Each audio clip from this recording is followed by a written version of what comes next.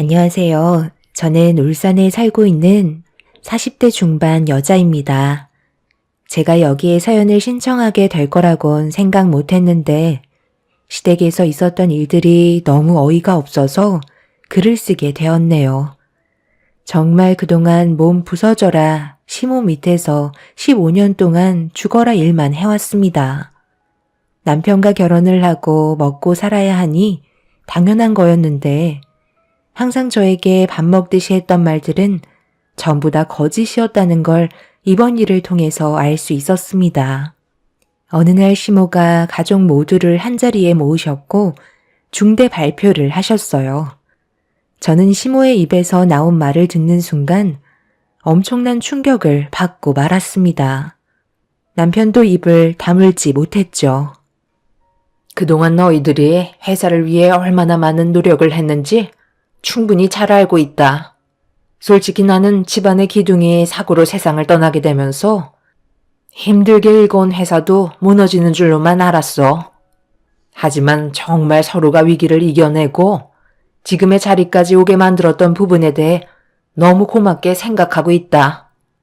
나도 이제 어느 정도 안심이 되고 몸도 많이 약해져서 대표 자리에서 물러날까 생각 중인데 오랜 시간 동안 너희들이 일하는 모습을 봐온 결과 내 자리를 물려받을 적임자를 결정하게 되었고 장기적으로 봤을 때 회사를 이끌어갈 경영자는 막내 아들과 며느리가 적합하다고 결정을 내리게 되었단다. 당연히 큰아들과 큰며느리는 이 부분에 대해 불만을 가질 수도 있을 텐데 한 가지만 본 것도 아닌 여러 가지 자질들을 확인하고 판단한 거기 때문에 불만은 제기하지 말고 받아들여줬으면 좋겠구나. 뭐라고요? 지금 이 회사를 동생한테 맡기겠다는 거예요? 어머니, 이게 지금 말이 된다고 생각하세요? 그동안 저랑 이 사람이 얼마나 오랜 시간 동안 몸담고 살았는지 아시면서 그런 말이 나와요? 너희들은 전문적인 지식이 많은 건 아니잖아. 그저 몸으로 때우는 일들만 주로 해왔고 네 동생이랑 막내 며느리는 대학도 나와서 금방 치고 올라올 수 있는 자질을 보고 판단한 거라고. 아무리 막내가 회사에 뛰어든 지 5년밖에 안 됐어도 앞으로 장기적으로 봤을 때 너희들보다 더 현명한 판단과 함께 이 회사를 더욱더 크게 만들 수 있는 잠재력이 충분하다는 걸 보고 결정했는데 엄마 마음 이해해주지 못하는 거야? 너희들보다 펜을 더 굴려봤으니 두말할 것도 없잖아. 그래서 지금 서방님한테 경영권을 물려주시겠다는 거예요? 그럼 그동안 저희한테 뭐하러 그런 얘기를 하셨어요?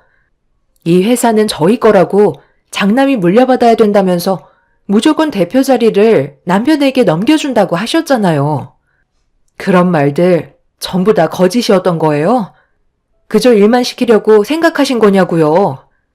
그리고 어떻게 이런 중요한 결정을 어머님 혼자 판단하실 수가 있으세요? 이 회사를 이끌어가는 건 정말 중요한 문제라고요.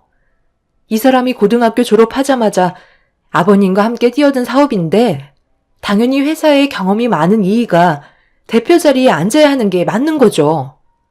어떻게 5년밖에 안 된 서방님이 대표 자리에 앉을 수가 있는 건지 저는 전혀 이해가 되지 않아요.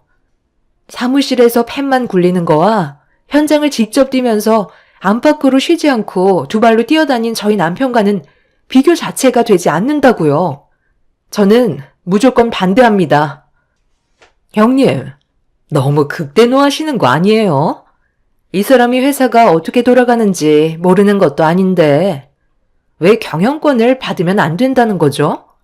저도 어머니 말씀처럼 충분한 자질이 있다고 판단되는데요. 아직 이 사람에 대해 제대로 아는 것도 없으시잖아요.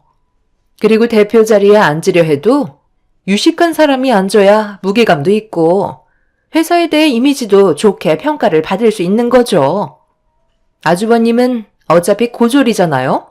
대졸과 고졸은 하늘과 땅 차이고 바라보는 시선 자체도 다른데 저희 회사 대표가 고졸이라는 걸 알면 직원들도 그렇고 우리와 거래하고 있는 거래처들은 물론 앞으로 추가적인 계약을 하게 될 고객들까지 전부 안 좋게 볼 거라고요.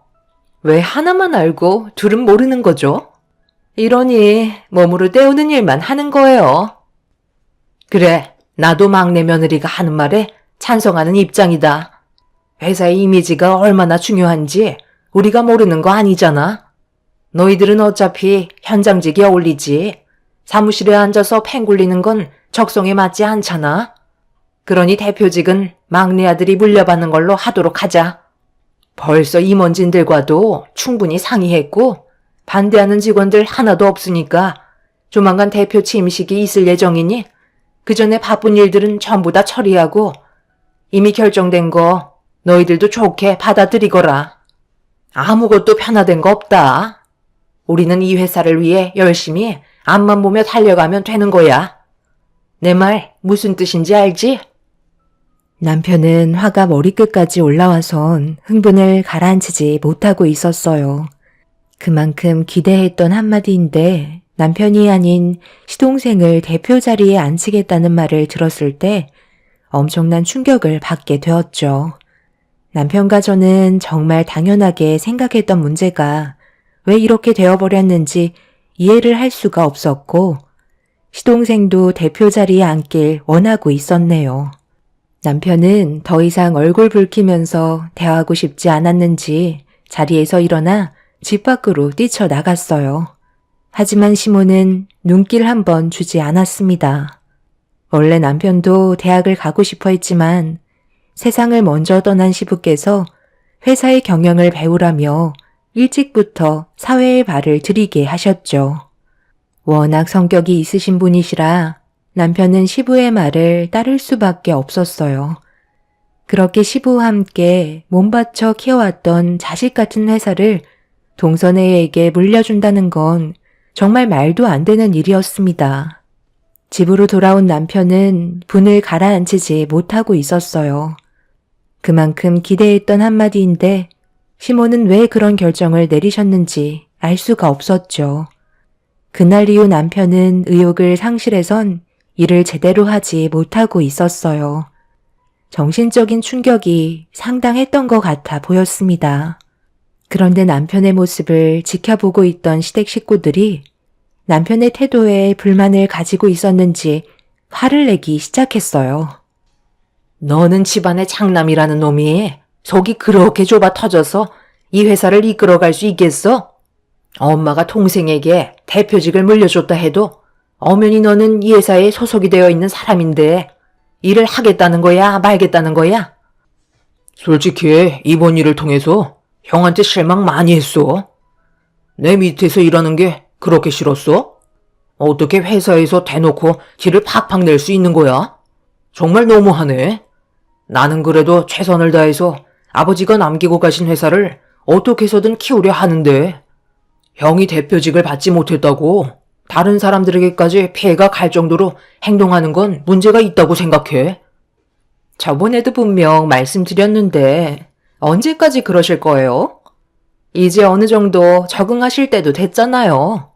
회사가 장난도 아니고 모두의 생계가 달린 문제인데 영업도 안 나가시고 현장에서 일하실 의욕도 전혀 없어 보이는데 저희가 왜 높은 월급을 드려야 하는지 모르겠네요. 어머님, 솔직히 아주버님이랑 형님이 받으시는 월급 너무 많아요. 제가 봤을 때 그 정도로 많이 받으실 필요는 없어 보이는데 이번 일도 있으니 삭감 처리도 나쁘지 않을 것 같은데요. 동서는 좀 조용히 하고 있으면 안 될까? 지금 어떤 상태인지 분위기 파악을 못하고 있는 거야? 분위기 파악은 형님이 못하고 계신 것 같은데요. 이가 이제 회사 대표인 거 모르세요? 대표 말을 따라야 하는 거지. 직원이 일하기 싫어하는 티 팍팍 내고 있는데 누가 그걸 보고 좋아하겠어요? 일하는 모습이 너무 형편없으니 무조건 삭감 처리하도록 하겠습니다. 당신도 이제 대표잖아. 모든 건 확실하게 말을 해야 된다고. 공과 사는 구분해야 될 거 아니야? 일하기 싫으면 때려치워라. 그나들 너한테 너무 큰 실망을 했다. 동생한테 물려준 게 서운했어도 너희 아빠가 힘들게 이끌어온 회사인데 이런 식으로 행동을 해? 일하기 싫으면 당장 때려치우고 2번 다시 나오지 말던지 너 알아서 해라. 어머니, 정말 너무하시네요. 제가 그동안 어떻게 살아왔는지 뻔히 알면서 이런 식으로 저를 대하실 수 있어요? 이제 회사도 자리가 잡혔으니 저는 필요 없다는 건가요? 동생이 회사를 운영한다고 해서 모든 걸 다 알고 있는 건 아니잖아요. 사무실에만 박혀 있어서 펜만 굴리는 게 대표는 아니라고요. 그리고 고등학교 졸업한 게 어때서요? 지금까지 회사 운영하는데 한 번도 문제가 된 적은 없었어요. 겉모습만 중요한 회사는 결국 무너지게 되어 있다고요. 내실부터 탄탄해야 회사가 오래 간다는 거 모르세요? 솔직히 제가 지금 보이는 태도가 당연한 거 아닌가요? 이 사람도 제 옆에서 15년을 넘게 회사에 몸바쳐 살아왔었다고요. 그런데 재수 씨는 회사에 와서 한 게 뭐가 있어요? 고작 직원들과 농담 따먹기 하고 커피 몇 잔 날라주는 것 말고는 사무실에서 손톱만 깎고 있잖아요. 뭘 얻어 드셨는지 모르겠지만 이렇게 하는 건 정말 이 회사가 무너지게 하는 지름길이라고요. 누구보다 진심인 제가 대표 자리에 앉는 게 회사를 살리는 방법이에요. 그건 너 생각이잖아. 나는 그동안 너희가 일할 때 놀고 먹었니? 나도 회사 밥 지금까지 똑같이 먹었고 누구보다 돌아가는 상황 잘 알고 있다. 나는 막내가 운영하는 방식이 마음에 들고 전문적인 지식도 훨씬 많아서 결정을 내린 거야. 대표가 현장에 나가면 뭐해? 어차피 직원들이 전부 다 알아서 처리할 문제인데 여기 직원들도 최소 10년 동안 함께 일해온 사람들인데 그런 거 하나 모르려고? 대표는 두 발로 뛰는 게 아닌 뒤에서 직원들이 성장할 수 있게 도와주는 게 대표의 역할인 거야. 일하기 싫으면 당장 때려치우거라. 일할 사람들이 한두 명도 아니고 너희들 없어도 이 회사 잘만 굴러가니까 우리가 외원하면서 붙잡을 생각도 없다. 꼴에 자존심은 있어가지고 동생이 대표 자리에 앉는 게 그렇게 배 아프니? 대표가 직접 현장에 뛰어들어야 직원들이 믿고 따라오는 거예요. 아무것도 모르는 상황에서 손가락으로 지시만 하면 분명 엄청난 리스크가 뒤따른다고요. 최소한의 피해를 막기 위해서는 누구보다 많은 걸 알아야 한다고요. 그렇게 잘 알고 계신 분이 대표 자리에 앉지 못하신 건 다 이유가 있지 않을까요? 열정만 가지고는 얻을 수 없는 것도 있는 거예요. 어머님이 항상 말씀하셨잖아요. 무식하게 몸으로 때우는 건 먼 미래를 봤을 때 비전이 없다고요. 회사의 경영은 타고나야지만 가능한 거라고요. 어머님은 이 사람의 재능을 본 거고 아주버님은 한계를 본 거죠. 동서의 말을 듣는 순간 저도 더 이상은 참을 수가 없어서 목소리를 높였고 회사 내부에 분열이 일어나기 시작했습니다. 결국 남편은 가족에게 받은 상처와 실망들 때문에 회사를 나오게 되었고 가족 누구도 남편을 붙잡지 않았어요. 저도 정말 서운했던 게 처음 남편과 결혼을 했을 때 가족 모두가 있는 자리에서 시모가 남편에게 했던 말이 있었어요. 시부의 뒤를 이을 사람이고 가족을 먹여 살려야 되는 막중한 책임이 있어서 제가 내조를 잘해줘야 한다고 했었죠. 그래서 저는 남편 옆에서 똑같이 일을 배웠고 눈이 오나 비가 오나 몸살이 나서 병원에 실려가도 항상 남편 옆에 붙어 있으려고 정말 많이 노력을 기울였습니다.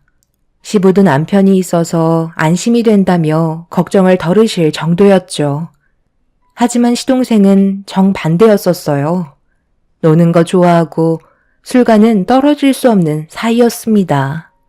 여자도 정말 많이 바뀌었고 항상 시동생만 보면 인상이 찌푸려질 정도로 막장 인생을 살고 있었죠. 그런데 동서를 만나면서 변화된 모습을 보여주더니 어느 날 갑자기 회사의 경영에 관심을 가지기 시작했고 조금씩 일을 배워가면서 자리를 잡아갔어요.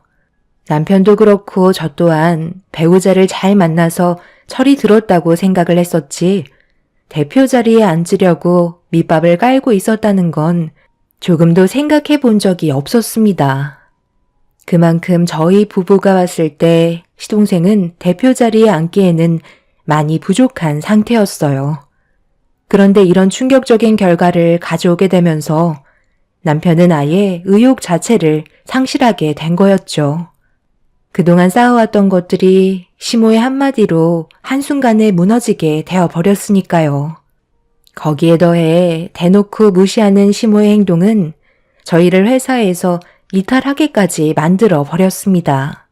그날 이후 남편은 회사에 발도 들이지 않았고 핸드폰의 전원도 꺼버린 상태였어요.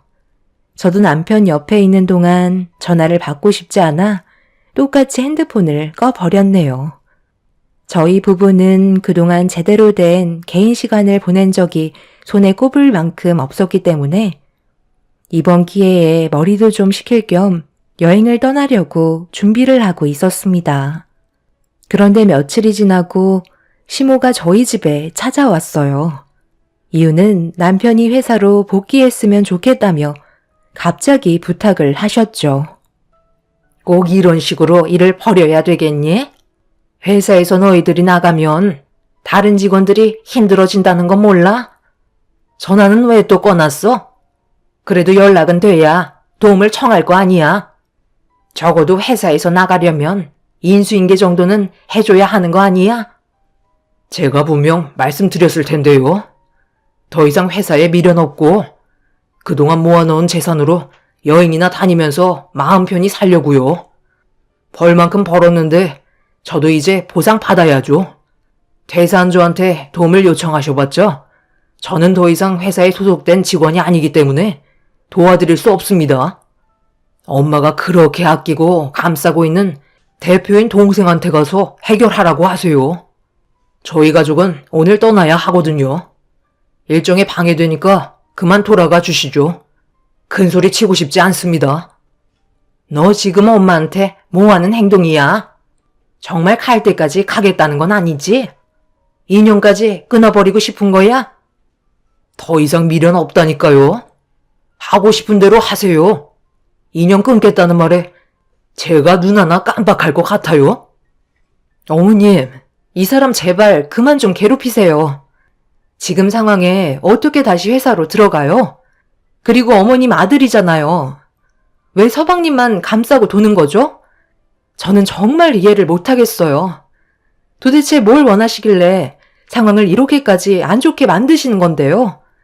이 사람도 머리를 식힐 시간이 필요해요. 앞으로 무슨 일이 있더라도 찾아오지 않으셨으면 좋겠어요. 저도 어머님 얼굴 뵙고 싶지 않고 더 이상 엮이고 싶지도 않아요. 어차피 다시 회사에 들어가 봤자 저희가 할 수 있는 건 서방님이 사고친 거 뒤나 닦아주는 신세겠죠. 제 말 틀린 거 아니잖아요? 지금 뭔가 문제가 생겨서 찾아오신 거 아닌가요? 그래, 며느리 네 말이 맞다. 큰 문제는 아니고 회사에 작은 문제가 하나 생겼는데 그걸 좀 처리해줬으면 좋겠구나. 너희들이 골치 아픈 일 뒤처리해주는 담당이잖아? 대표가 가서 수습하는 건 이미지상 보기 안 좋잖니? 그러니 너희가 좀 나서줘라. 그렇게는 못할 것 같아요. 회사에 나올 때 저희는 조금도 관여하지 않기로 했어요. 진짜 회사를 원하신다면 모든 걸 다시 제자리로 돌려놓으시면 되겠네요. 그게 아니라면 어머님이 얻으실 수 있는 건 더 이상 아무것도 없으실 거예요. 시모는 제 말이 끝나자마자 버르장머리가 없다며 머리채를 잡았어요. 남편이 급하게 시모와 저를 분리시켜줬지만 제 머리채를 잡는 순간 저도 이성을 잃어버렸기 때문에 그동안 쌓여있던 불만들을 폭풍이 휘몰아칠 듯 퍼붓기 시작했습니다. 시모는 제가 난리를 치자 당황하셨는지 꼬리를 내리시곤 나중에 다시 찾아오겠다며 급하게 자리를 피하셨어요. 시모가 다녀간 이후 저희 가족이 준비한 여행에도 차질이 생겼고 이미 기분이 상해버린 터라 일정을 취소하고 말았습니다. 정말 오래간만에 애들과 함께 바람 좀 쐬려고 했던 건데 시모의 생각 없는 행동들이 제 흥분을 가라앉히지 못하게 만들었어요. 그래서 남편에게는 잠깐 바람 좀 쐬고 오겠다며 혼자서 밖으로 나와 차를 타고 회사를 향해 달려갔죠.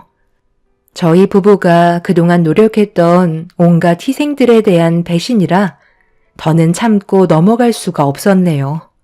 그렇게 회사에 도착한 뒤에 시댁 식구들이 있을 사무실에 발을 들였는데 대표실에서 동선혜와 시모가 서로 심각한 대화를 주고받고 있었습니다. 걱정하지 마라. 여태까지 숨겨왔는데 아무것도 모르고 있잖아? 이번 기회에 제대로 자리 잡으면 되는 거니까 엄마 말만 믿고 따라오면 아무 일 없을 거다. 아까 내가 너희 형 집에 다녀왔는데 이미 모든 걸 포기한 것 같더라. 더는 이 회사에 미련이 없어 보였다니까. 내가 두 눈으로 똑똑히 확인했으니 그만 불안해하고 앞으로 네가 대표로서 회사를 잘 이끌어가도록 노력하면 되는 거야. 직원들 대부분 근속 연수가 10년이 넘어가는데 걱정할 필요 전혀 없어. 엄마 말대로 제가 대표가 돼서 좋긴 한데 우리가 정말 잘할 수 있을까? 솔직히 대표 자리는 형이 어울리는데. 너는 누구 아들이야? 내 아들이야. 그네는 내 아들이 아니잖아? 그럼 엄마는 누구한테 대표 자리를 앉혀주고 싶겠어? 당연히 너한테 이 자리를 물려주고 싶은 거야. 내가 이날만 얼마나 기다렸는데 밑바닥 작업 튼튼하게 다져놨으니까 무너질 일은 절대 없을 거다. 어차피 시간이 지나면 너도 자연스럽게 알아가는 것들이고 모르는 건 다른 직원들한테 배우면 되는 거야. 그런 건 전혀 부끄러운 게 아니란다. 어차피 직원들도 가정이 있고 당장 먹고 살아야 하는데 네가 대표 자리에 앉았다고 해서 달라지는 것 조금도 없으니까 안심하고 천천히 하나씩 배워나가자. 그 정도는 노력할 수 있는 거잖아. 형님이랑 아주버님이 이 사실을 알면 아주 까무러치겠어요. 어머님은 그동안 이런 사실을 어떻게 숨기고 있었어요?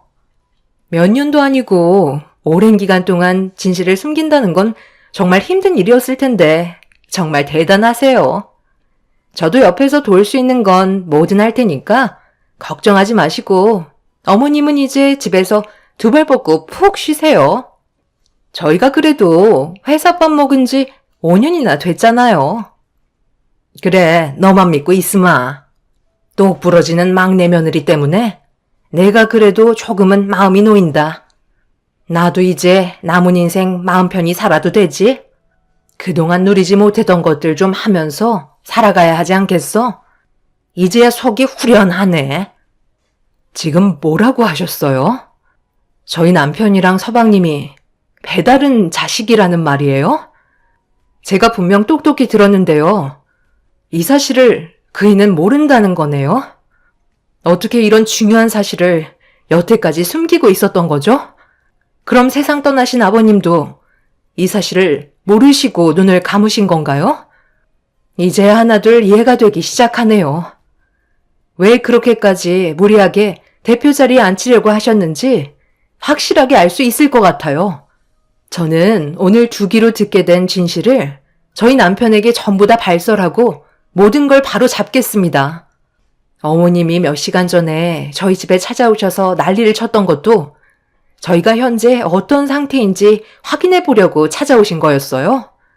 이 사실을 다른 직원들도 알고 있는 건가요? 당장 그이한테 전화해야겠네요. 제가 핸드폰을 꺼내들자 시모와 동선혜가 급하게 달려와 저를 붙잡았고 핸드폰을 뺏어들어 창문 밖으로 던져 버렸습니다.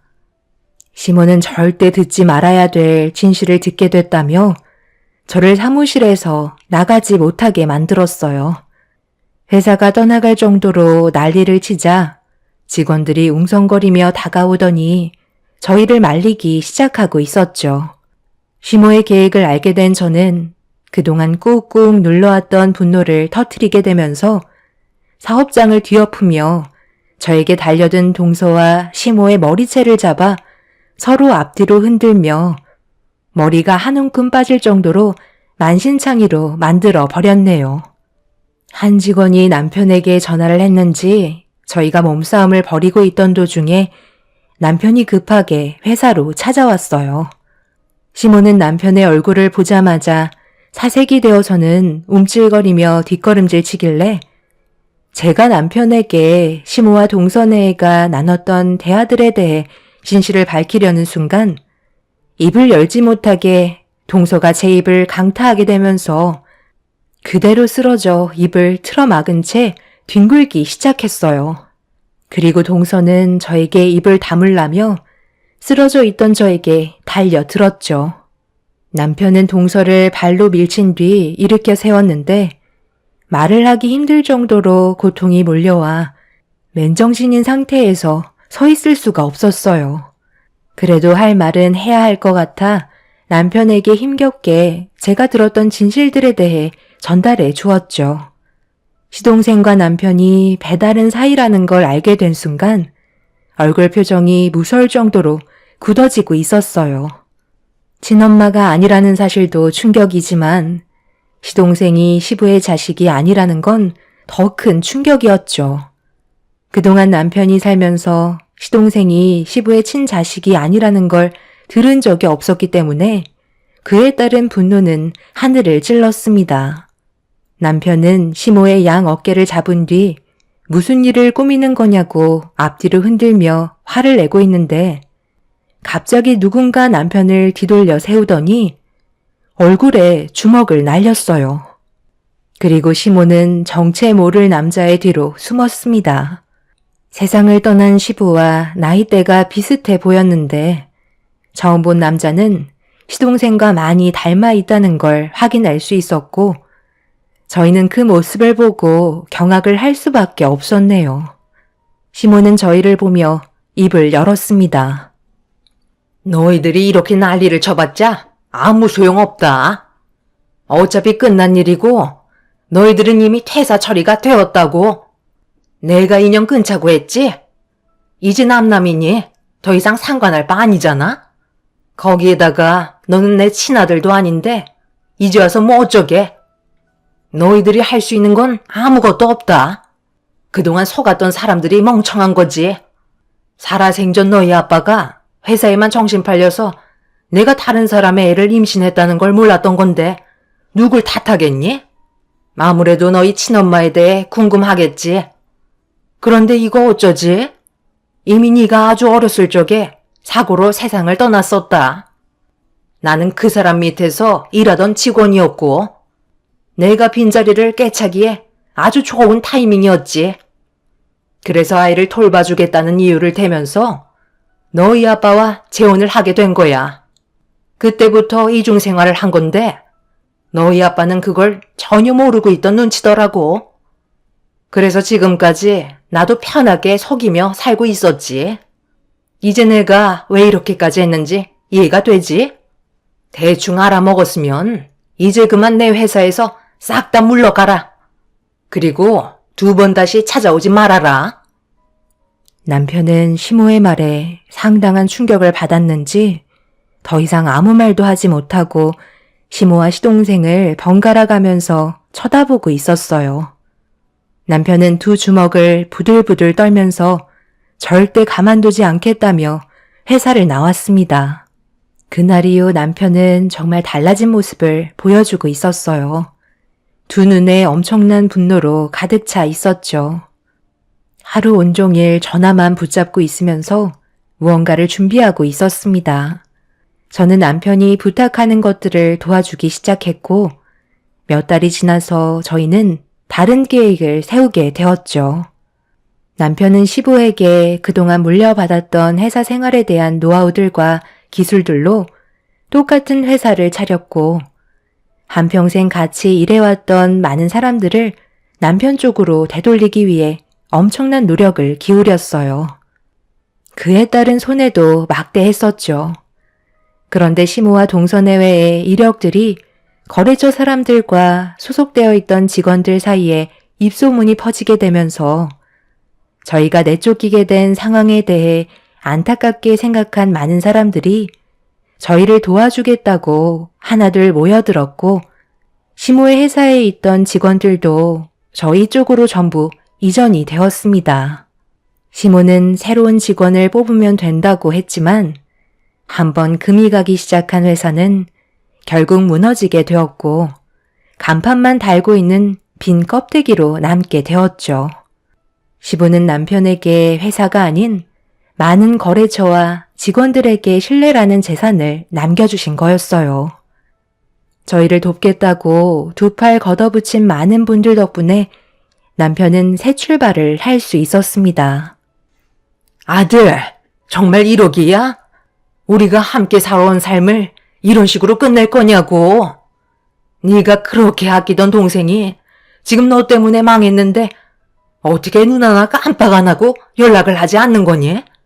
세상 떠난 너희 아빠는 가족 간의 분열을 원하지 않을 거다. 가족 간의 분열은 당신이 자초한 거 아닌가요? 저는 더 이상 할 말이 없습니다. 이미 모든 걸 다 알아버렸는데 제가 받아줄 이유가 없죠. 당장 나가주세요. 유식한 자식이랑 며느리 데리고 있으신데 뭐가 문제예요? 충분히 일어날 수 있는 조건이 되잖아요. 저희는 절대 받아줄 생각 조금도 없으니까 잘난 가족들 데리고 열심히 살아보세요. 이미 저희 관계는 예전에 끝난 거라고요. 결국 시모는 사정사정하면서 다시 좋은 관계로 돌아가길 원했지만 이미 판은 커져버린 상태였기 때문에 받아줄 마음은 조금도 없었습니다. 그날 이후 시모와 동서내외는 텅텅 비어버린 회사에 겉핥기식으로 배운 걸로 직원들을 새로 뽑아 억지로 운영을 하다가 빚만 떠안고 싹 다 알거지 인생이 되어버렸네요. 시동생은 다시 예전의 상태로 돌아가 인생을 막 살기 시작했고 동서는 그런 시동생과 함께 살고 싶지 않다며 이혼을 하게 되었습니다.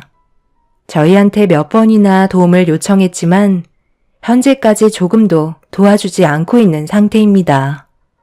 그리고 시모가 망하게 만든 시부의 회사를 남편이 다시 되찾아 새롭게 리모델링해서 운영을 하고 있습니다. 정말 너무나도 충격적인 일들이 눈앞에 펼쳐지는 바람에 저희가 겪게 된 아픔은 엄청났고 지금도 믿어지지 않고 있습니다. 많은 분들의 도움이 아니었다면 저희는 정말 삶이 힘들어졌을 텐데 남편을 믿고 따라와 주신 많은 분들께 이 자리를 빌려 감사하다는 말을 전해드리고 싶네요. 앞으로 그 사람들과 더 이상 엮이고 싶지 않습니다. 남은 인생 남편과 자식들 보며 행복하게 살길 바랄 뿐이네요.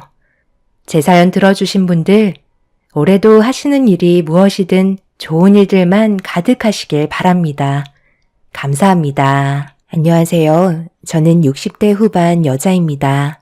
그동안 믿고 살았던 사람들에게 배신을 당하게 된 제가 앞으로 어떤 식으로 살아가야 할지 몰라 사연을 신청하게 되었습니다. 처음 제 딸이 결혼을 하겠다고 한 남자를 데려왔을 때 너무 놀란 적이 있었어요.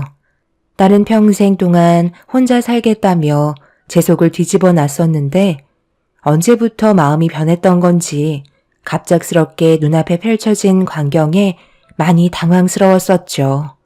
결혼을 반대할 이유도 없었고 딸의 성격을 모르는 것도 아니기 때문에 당연히 허락을 해줬습니다. 제가 제일 걱정했던 부분이 사라져서 제가 나이가 들어 세상을 떠나도 큰 걱정 없을 것 같았습니다. 알고 보니 딸이 운영하고 있던 회사에서 함께 일하는 직원이었고 함께하는 시간이 많다 보니 자연스럽게 서로를 알게 되면서 눈이 맞았던 거였네요. 그동안 일에만 빠져서 살았던 딸이기 때문에 이제 마음의 여유를 가지고 살길 간절히 바랐었습니다. 엄마 입장에는 자식이 고생하고 있는 모습을 보는 게 너무 괴로웠었거든요.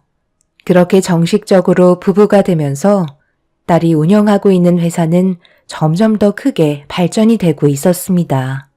그 모습을 뒤에서 지켜보고 있던 저는 너무 행복했었고 항상 저에게 밝은 모습만 보여주던 딸이 결혼 생활을 아무 걱정 없이 잘 유지해 오고 있는 줄 알았어요. 그런데 어느 날 딸과 일주일 전부터 저녁 약속을 잡아놓은 터라 시간 맞춰 회사로 찾아갔는데 제 눈앞에서 두 귀를 의심할 만큼 어이없는 말을 듣게 되었고 저는 그때가 되어서야 딸의 결혼 생활이 좋지 않다는 걸 알 수 있었습니다. 한평생 딸을 키운 엄마의 입장에서 누구보다 딸의 마음을 제일 잘 알고 있을 거라 생각했었는데 겉으로 표현하지 않던 딸의 모습을 보면서 행복한 삶을 살고 있다고 착각한 제가 너무 한심스러웠어요. 안사도는 회사까지 찾아와 많은 직원들이 보는 앞에서 손가락질을 하며 화를 내고 있었는데 주고받는 대화가 저를 더욱더 화가 나게 만들었어요. 그것 하나 못해줘서 나를 여기까지 찾아오게 만들어? 내 아들이랑 결혼한 지 얼마나 됐니? 벌써 3년이다.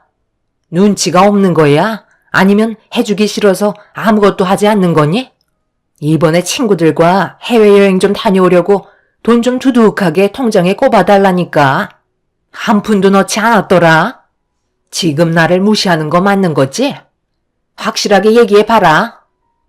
정말 너무하시네요. 어느 정도껏 하셔야죠. 친구분들과 해외여행 다녀온다고 3천만 원을 달라는 게 말이 된다고 생각하세요? 그리고 그 돈을 왜 제가 전부 부담을 해야 되는 거죠? 그이한테 돈을 안 주는 것도 아니고 결혼하고 나서 꽤 많이 주고 있는데 그 정도는 어머님 자식인 그이한테 부탁을 하셔야죠. 지원을 못 해준다는 것보다 너무 당연시하게 생각하시니까 저는 그게 문제라고 생각돼요. 어머님을 위해서 제가 뼈 빠지게 일을 하는 건 아니잖아요. 저희 엄마도 지금 해외여행 못 보내드려서 마음이 아픈데 어머님한테 3천만 원을 드리라고요? 저는 그렇게 해드릴 수 없으니 정 가고 싶으시면 그이한테 달라고 하세요. 그리고 여긴 어머님도 함부로 출입을 해선 안 되는 회사예요. 앞으로 자제해 주셨으면 좋겠네요. 돈도 많이 벌면서 그거 몇 푼이나 된다고 나를 거지 취급하는 거냐? 내가 며느리한테 요구하는 게 잘못된 거니? 내 아들 데려갔으면 그 정도는 당연히 해줄 수 있는 거지. 나이도 더럽게 많아서 애도 못 가지는 주제에 뭘 잘했다고 나를 노려봐? 젊은 내 아들 데려갔으면 나한테 감사해야 되는 거 아니야? 퍼줘도 모자랄 판에 꼴랑 3천만 원 가지고 엄청 땡땡거리네. 사돈, 지금 제 딸의 회사에 와서 뭐 하시는 거죠? 가만히 듣다 보니 이건 너무한 것 같아 제가 나설 수밖에 없겠네요. 상식적으로 벗어나는 행동을 하고 계신 사돈이 더 문제 같은데 그럼 반대로 제가 한번 여쭤보죠. 사돈은 제 딸에게 뭘 해줬나요? 설마 3년 동안 뜯어가기만 하신 건 아니시죠? 가는 게 있으면 오는 것도 있어야죠. 예, 너는 왜 이런 일을 엄마한테 한마디 말도 안 하는 거야? 나도 이제부터 사이한테 돈 좀 탔어야겠다. 3년 내내 바보 같은 짓만 했네. 나도 이참에 세계 일주나 하게 사이한테 가지고 있는 재산 좀 달라고 해야 되겠어. 엄마 평생 소원이 뭐라고 했니? 세계 일주 하는 거라고 몇 번이나 얘기했었잖아. 재력에 있는 내 딸을 데려갔으면 이 정도는 해줄 수 있는 거 아니야? 돈도 두둑히 받는다며. 사돈, 어떻게 생각하세요? 저도 사이한테 제대로 된 대접을 받으면서 살아봐야 되겠어요. 둘만 행복하길 바라서 그동안 아무것도 요구하지 않았던 제가 오히려 바보였네요. 당장 정서방 나오라고 해라. 오늘 우리 둘이 저녁 외식하기로 했었잖아. 카드 좀 달라고 해야 되겠다. 사위 카드로 스트레스 좀 팍팍 풀어야 되겠어. 사돈이 3년 동안 받아가신 만큼 저도 똑같이 보상 받겠습니다. 장모님 오셨어요? 엄마, 여기까지 와서 지금 무슨 짓이에요? 나중에 집에서 얘기하면 되잖아요. 그만 돌아가 계세요. 아들, 너 왜 이렇게 어깨가 말려있니? 요즘 며느리한테 시달리고 있는 거야? 어깨 좀 펴고 당당하게 있어야지. 사돈은 제가 한 말에 기분이 나빴는지 회사가 떠나갈 정도로 목소리를 높이기 시작했어요. 처음으로 사돈이 제 딸에게 금전적으로 요구하는 걸 보게 되었고 결혼 생활이 어렵다는 걸 알게 된 이후부터 마음이 편치 않았습니다. 그렇게 안 좋은 대화를 계속해서 주고받던 도중 사위는 점점 격해지는 상황을 최대한 빨리 마무리 짓기 위해 사돈을 회사 밖으로 내보낸 다음 집으로 돌려보냈습니다. 그리고 저에게 고개를 떨구며 달려온 사위는 소란을 피워 죄송하다며 용서를 구하고 있었어요. 정서방, 지금 이 상황이 상식적으로 맞는 행동이야? 여긴 엄연히 내 딸의 회사이자 대표라고. 그런데 직원들 눈이 한두 개도 아니고 많은 사람들이 보는 앞에서 내 딸에게 면박을 줘? 언제부터야? 사돈이 내 딸을 언제부터 막대한 거냐고. 친구들과 해외여행 가는 걸 왜 내 딸 보고 지갑을 열라는 건데? 고개만 떨군다고 해결될 문제가 아니잖나. 정말 죄송합니다. 제가 할 말이 없네요. 앞으로 2번 다시 이런 일 없도록 하겠습니다. 그러니 그만 진정하세요. 내가 들은 게 있는데 진정하게 생겼어? 그동안 내 딸이 사돈에게 갖다 바친 금액이 얼마나 되는 건지 알아야 할 것 같네. 사위는 진땀을 빼며 저에게 계속 죄송하다고 용서를 구하고 있었지만 이미 사돈의 행동을 보게 되면서 스트레스를 받게 된 상태라 그냥은 넘어갈 수 없었어요. 사돈이 내 딸을 함부로 대하는 건 우리 집안을 우습게 본다는 거와 같은 거였습니다. 딸은 정리하고 나오겠다며 사무실로 들어갔고 사위도 눈치를 살피다가 저를 피해 서둘러 자리를 피했습니다. 잠시 뒤 딸이 회사 밖으로 나오자 식당이 아닌 집으로 가자며 방향을 틀었어요. 딸은 저에게 좋은 걸 사드리고 싶다 했지만 그것보다 대화가 더 필요할 것 같아 무조건 집으로 돌아가자고 얘기했네요. 그리고 그동안 제가 몰랐던 사실들에 대해 설명해달라고 얘기하자 딸은 잠깐 침묵을 지키다가 어렵게 입을 열었고 결혼 생활이 힘들었는지 눈물을 보이고 말았습니다. 조금이라도 힘든 점이 있으면 엄마한테 얘기를 해야 될 거 아니야. 왜 아무 말도 하지 않고 혼자서 속으로 앓고 있었어? 엄마까지 힘들어하는 모습 보여주고 싶지 않아서 그랬지. 나도 정말 잘하려고 했지만 시댁 집안 식구들은 모든 걸 당연시하게 생각하고 점점 더 큰 것들을 바래서 많이 버거웠었어요. 오늘도 시어머니가 회사로 찾아올지 몰랐거든요. 아니 어떡해. 그런 것들을 아무렇지도 않게 요구할 수가 있는 거지? 정서방이랑 결혼 생활이 많이 힘드니? 살다 보니까 제가 몰랐던 부분들이 많더라고요. 그래도 서로 맞춰가면서 어느 정도 시간이 지나면 괜찮아질 거라고 생각했는데 전혀 달라지는 게 없었어요. 앞으로 어떻게 살아야 할지 너무 막막해요.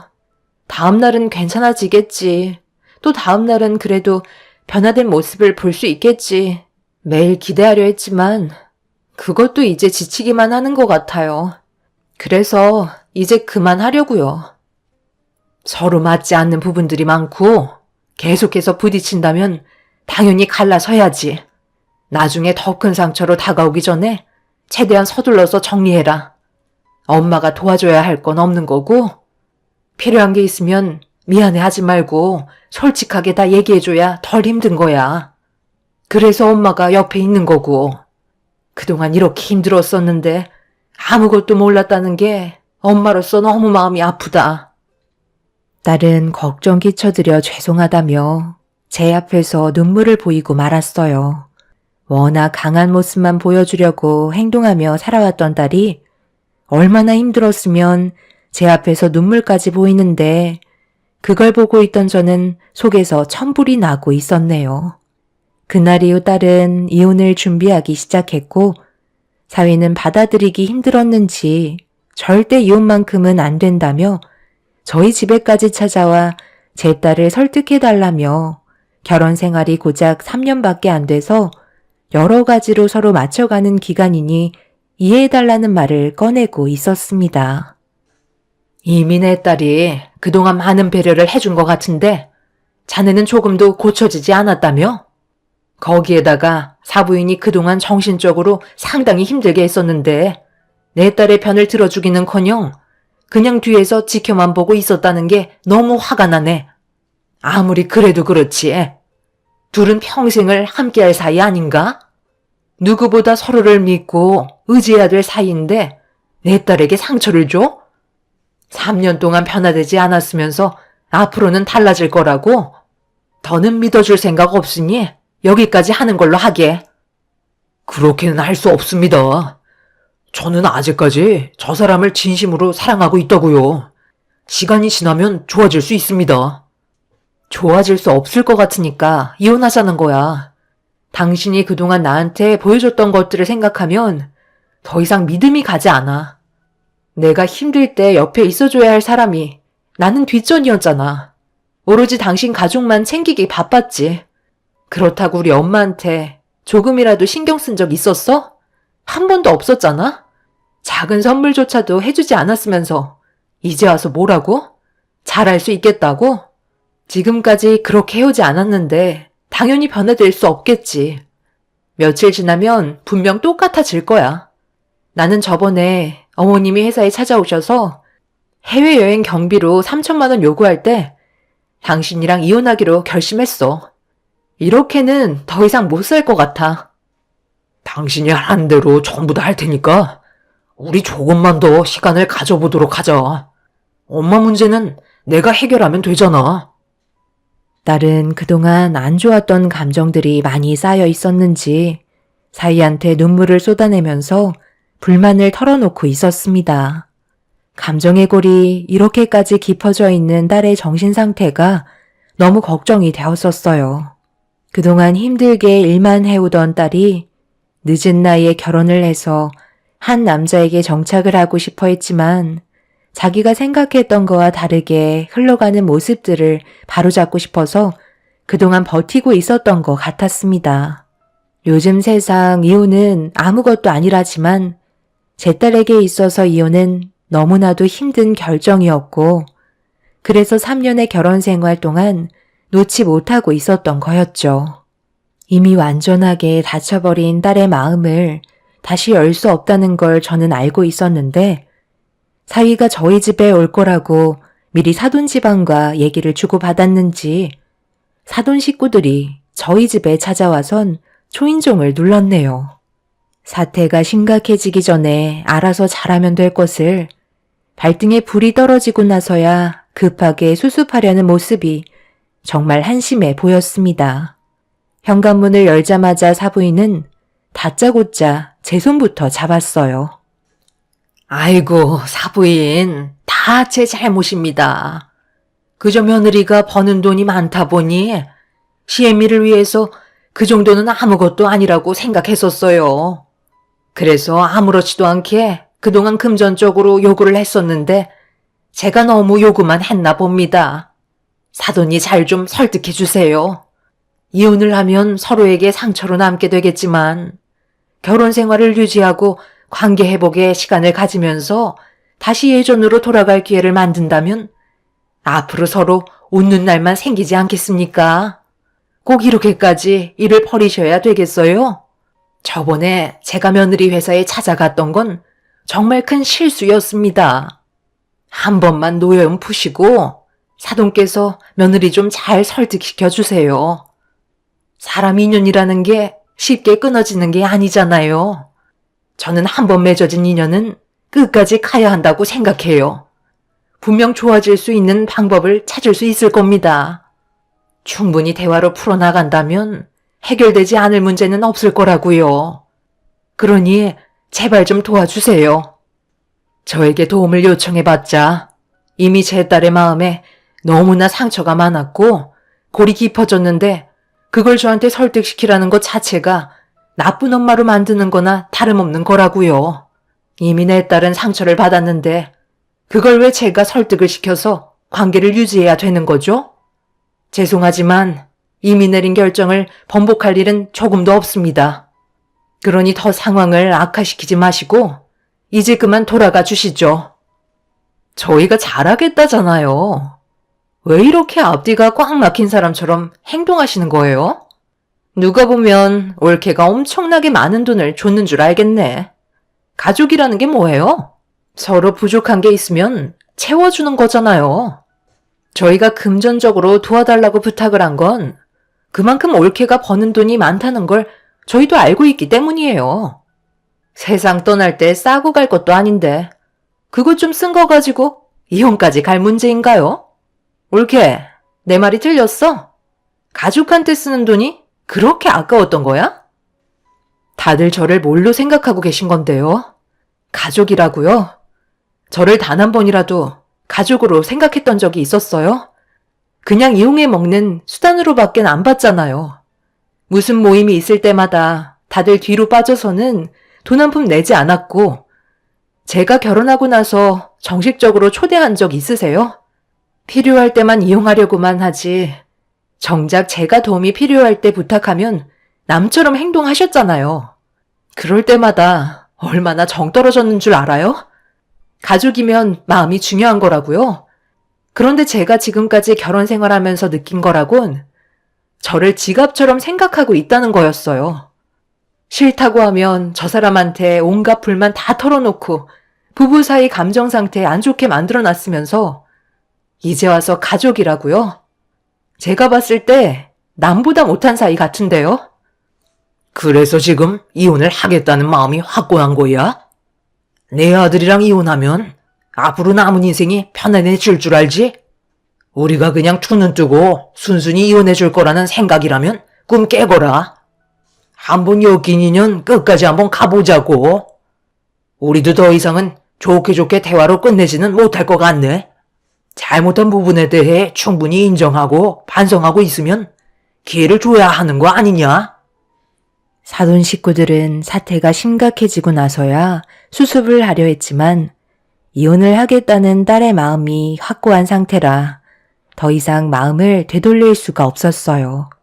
그렇게 되다 보니 사돈 식구들의 목소리도 높아졌고 이혼을 하지 않겠다며 오히려 저희 가족에게 화를 내고 있었죠. 이럴 때 남편이라도 옆에 있었다면 정말 많은 힘이 되었을 텐데 오래전에 먼저 세상을 떠나버려서 저희끼리 그 사람들을 상대해야만 한다는 게 너무 슬픈 현실로 다가왔었네요. 그렇게 한참 동안 이혼을 한 해 만에 공방이 오고 가다가 아무것도 해결이 되지 않은 채 사돈 식구들은 집으로 돌아가게 되었고 저희는 만신창이가 된 상태로 거실 소파에 앉아 서로 아무 말 없이 바닥만 보고 있었습니다. 딸이 침묵을 깨며 뱉은 첫마디는 이제 그만 쉬고 싶다는 거였어요. 일하는 것도 지치고 남은 인생 삶을 즐기고 싶다며 모든 걸 내려놓길 원했습니다. 여지껏 열심히 달려왔으니 그동안 벌어서 모은 돈으로 충분히 살아갈 수 있다며 대화를 주고받았네요. 딸은 앞으로 어떻게 살아가야 할지 많은 고민에 빠져 있었는데 제가 할 수 있는 건 아낌없이 좋은 말들과 격려를 해주는 거였어요. 이혼을 한다고 해서 인생이 실패하는 것도 아니기 때문에 힘든 상황을 밟고 일어날 수 있게 계속 응원해 주었습니다. 그렇게 딸은 사위와 이혼을 준비하면서 그동안 힘들게 이끌어오던 회사도 정리하려는 준비를 하고 있었습니다. 그 와중에 사위가 몇 번이나 찾아와서 딸을 설득시키려 했지만 결국 사돈 식구들도 더는 되돌릴 수 없다고 판단을 하게 되었는지 이혼을 하겠다며 현실을 받아들이게 되었죠.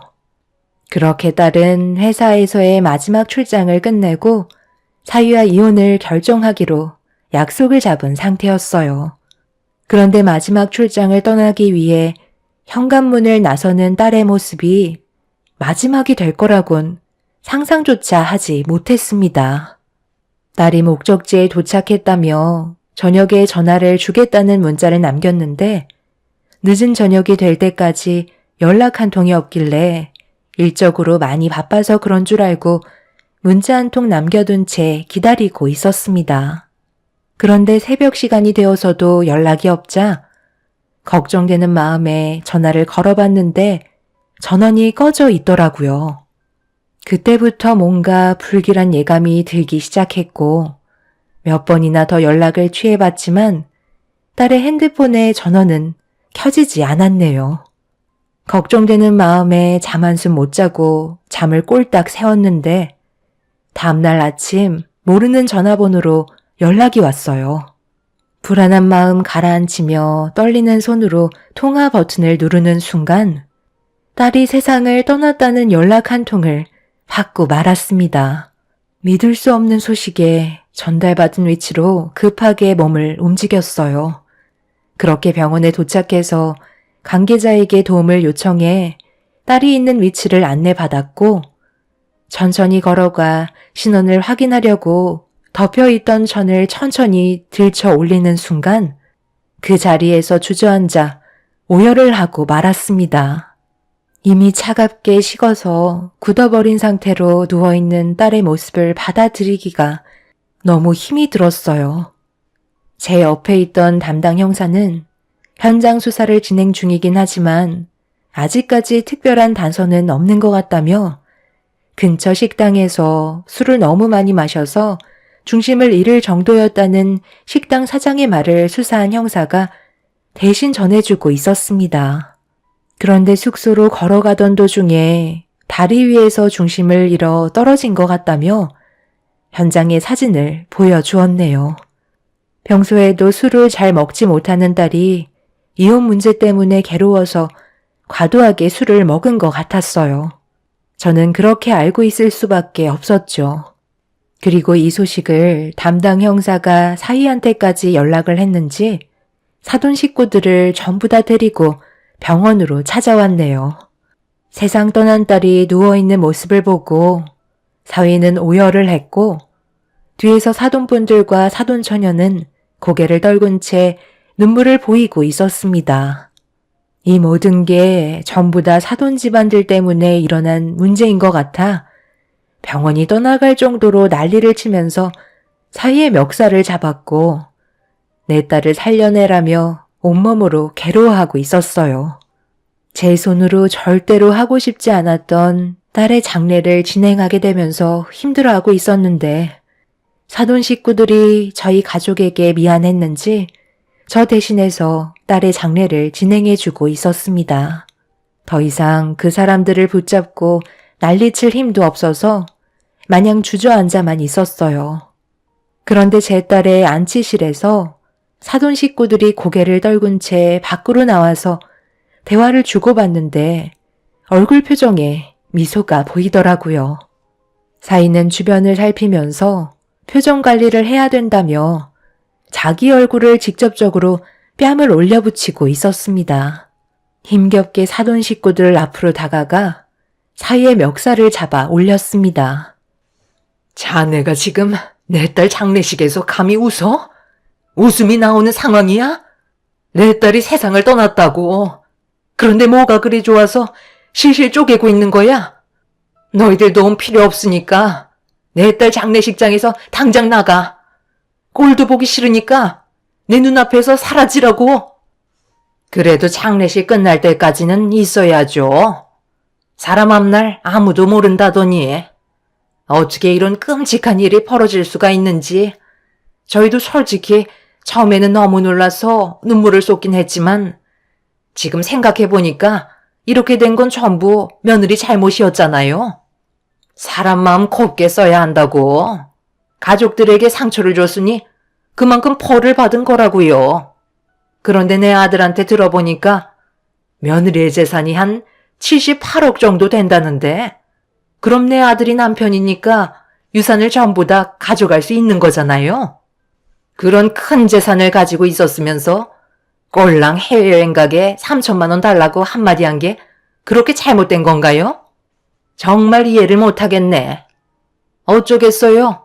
이미 지난 일이고 며느리는 세상을 떠나버렸으니 내 아들에게 돌아갈 78억으로 남은 인생 대신 편하게 살아줘야죠.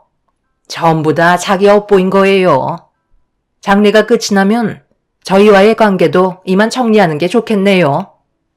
너희들이 뭔데 내 딸 유산을 함부로 가져가겠다는 거야?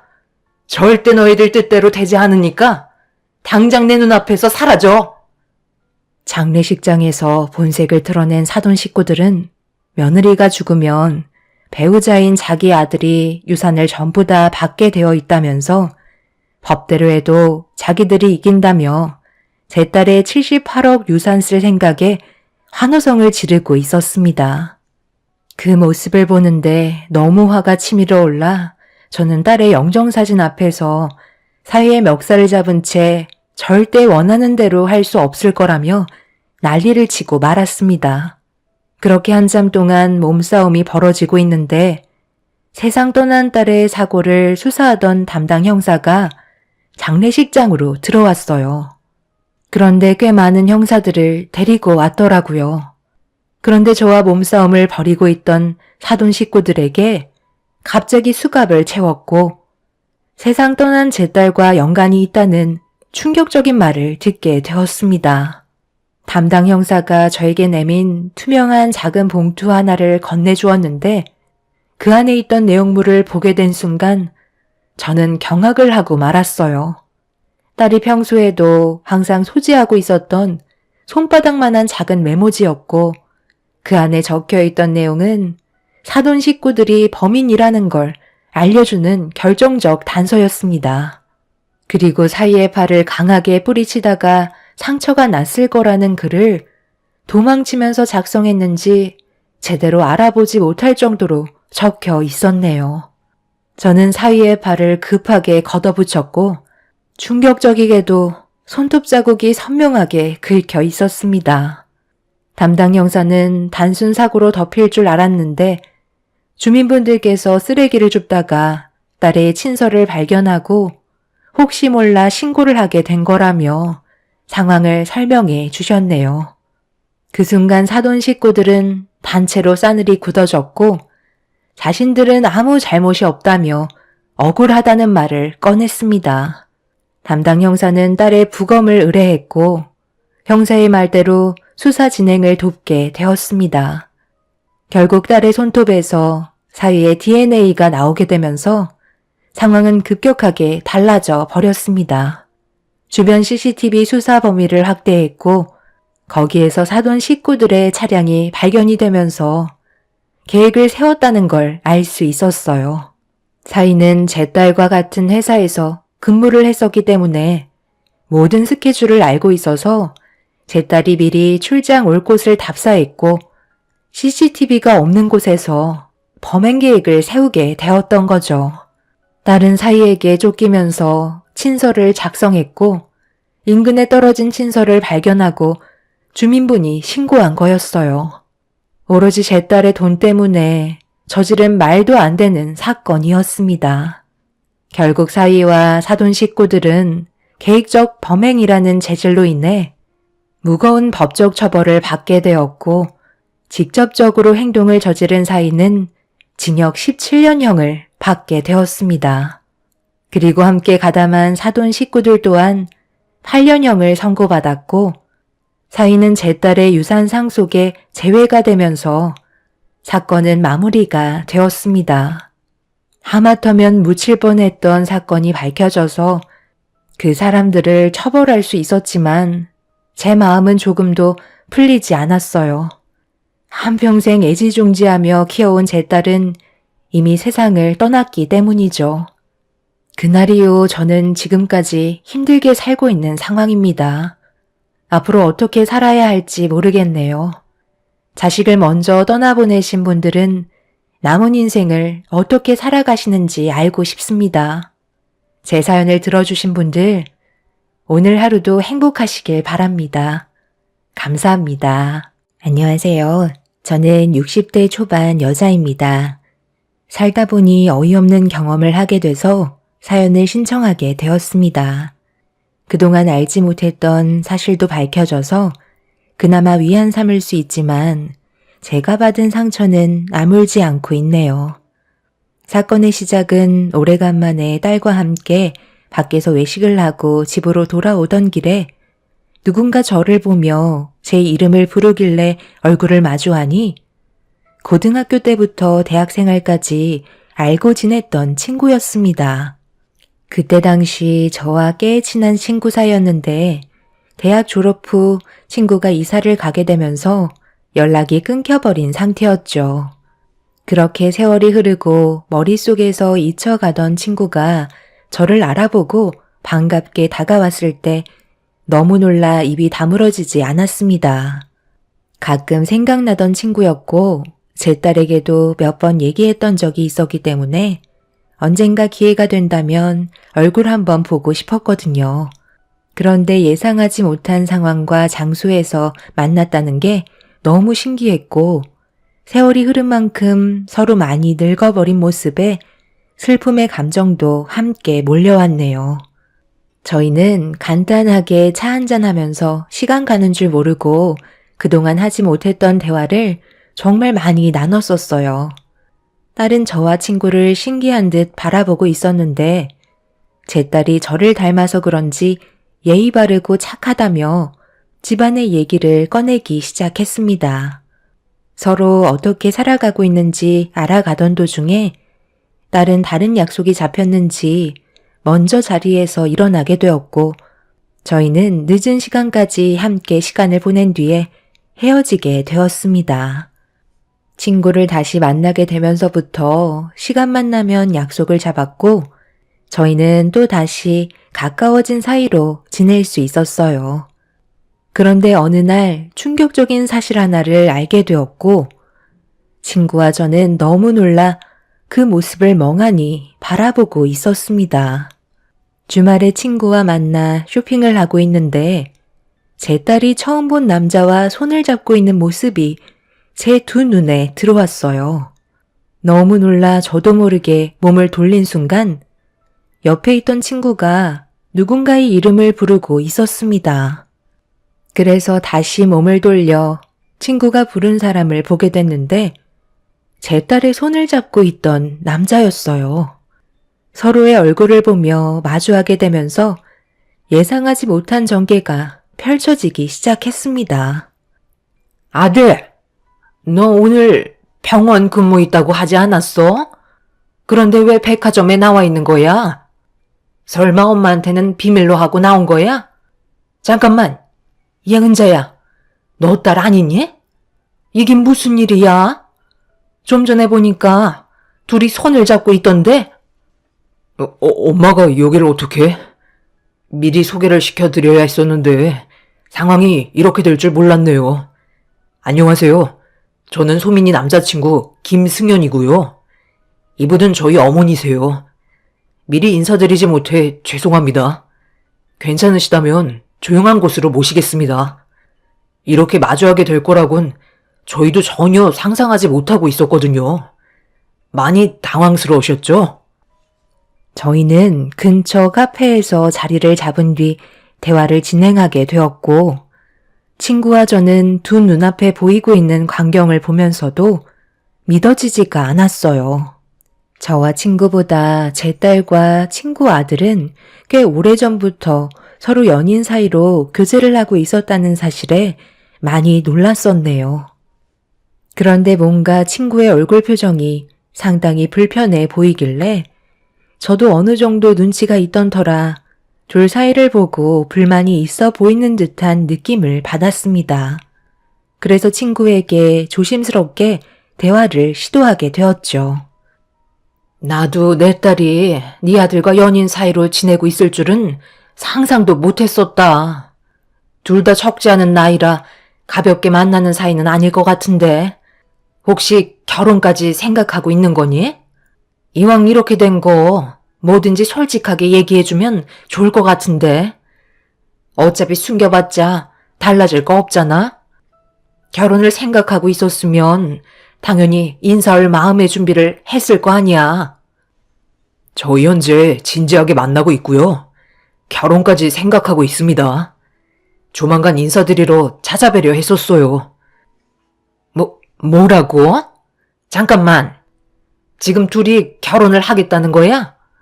나는 아직 마음의 준비가 되어 있지 않은데 그게 무슨 말이니? 몇 달 전부터 계속 생각하고 있었던 고민이었어요. 기회를 보려 했던 것 뿐이었죠. 그런데 두 분이서 정말 친구 사이셨던 거예요? 저희도 전혀 알지 못했던 사실이라 많이 당황스럽긴 하네요. 나중에 정식적으로 인사드리겠지만 저희 정말 진심으로 사랑하고 있는 사이거든요. 두 분께서 저희 결혼에 대해 긍정적으로 생각해 주셨으면 좋겠어요. 여기서 당장 답을 해주기는 무리가 있을 것 같다. 일단 대충 알았으니까 이 문제는 나중에 다시 얘기하도록 하자. 너희들은 하던 데이트 마저 하고, 은자 너는 나랑 따로 얘기 좀 하자. 말도 안 돼. 어떻게 이런 일이 있을 수가 있는 거지? 친구의 아들이 제 딸과 연인 사이였다는 게 밝혀지면서 어이가 없다는 듯 불편한 표정을 감추지 못하고 있었어요. 저는 그 모습을 보면서 솔직히 기분은 별로 좋지 않았습니다. 처음 친구와 만났을 당시 제 딸에게 보여줬던 시선과 전혀 다른 반대되는 모습으로 불쾌하게 바라보고 있었기 때문에 저도 진지하게 대화를 풀어나갈 생각을 가지고 있었네요. 친구는 저를 바라보면서 둘의 관계를 어떻게 생각하고 있는지 물어보길래 솔직하게 긍정적인 답변을 해 주었습니다. 뭐라고? 그러니까 너는 내 아들과 네 딸이 결혼을 해도 상관없다는 말이야? 이게 얼마나 불편한 관계인지 몰라? 그걸 떠나서 우리가 서로 다시 만나기 전부터 둘은 이미 결혼까지 생각하며 교제하고 있었는데 굳이 말릴 이유 없는 거 아니야? 이건 말이 안 되는 거지. 우리 집안이 어떤 집안인지 뻔히 알면서 지금 그런 말이 입 밖으로 나와? 나는 이 결혼 긍정적으로 바라봐 줄 수도 없을 뿐더러 너와 사돈관계로 지내고 싶지도 않아. 이게 얼마나 불편해지는 관계인지 몰라? 우리 사이에 금이 갈 수도 있는 문제라고. 생각을 해봐. 만약에 둘이 결혼을 했다 치자. 나중에 서로 부부싸움이라도 나면 그땐 양가 집안 안 좋은 분위기로 흘러갈 텐데 너는 나한테 막말을 뱉을 수 있어? 나는 절대 그렇게 못할 것 같거든. 우리가 학창시절 때 좋았던 추억들까지 전부 버려야 할지도 모른다고. 왜 하나만 알고 둘은 모르는 거야? 내 성격 모르니? 아주 잘 알지. 원하는 거 있으면 무조건 손에 넣어야 직성이 풀리는 성격 아니야. 그러니까 너는 내 딸이 며느리감으로 부족하다는 말이잖아. 나는 핑계일 뿐이고 근본적으로 우리 집안이 너희보다 못 살아서 그렇게 말하는 거 내가 모를 줄 알아? 누구보다 내 성격 네가 제일 잘 아는데 숨겨봤자 뭐하겠어? 그래서 직설적으로 얘기하는 거야. 나는 우리 사이가 친구로 남고 싶을 뿐이고 결혼은 또 다른 문제라고 생각해. 입장 바꿔서 생각을 해봐. 내 아들은 의사인데 네 딸은 그냥 평범한 회사원이잖아? 처음 만났을 때 그런 말 했었잖아. 너 같아도 이 결혼의 문제가 상당히 많다는 걸 알겠지? 내 아들은 의사, 네 딸은 평범한 회사원. 이게 비교가 되냐고. 절대 이루어질 수 없는 상황이지. 그래서 결혼을 반대한다는 거야. 나중에 이런 사소한 문제들이 친구인 너한테까지 피해가 생기면 모든 걸 잃게 되는 거라고. 그건 극히 단면만 보고 있는 거잖아.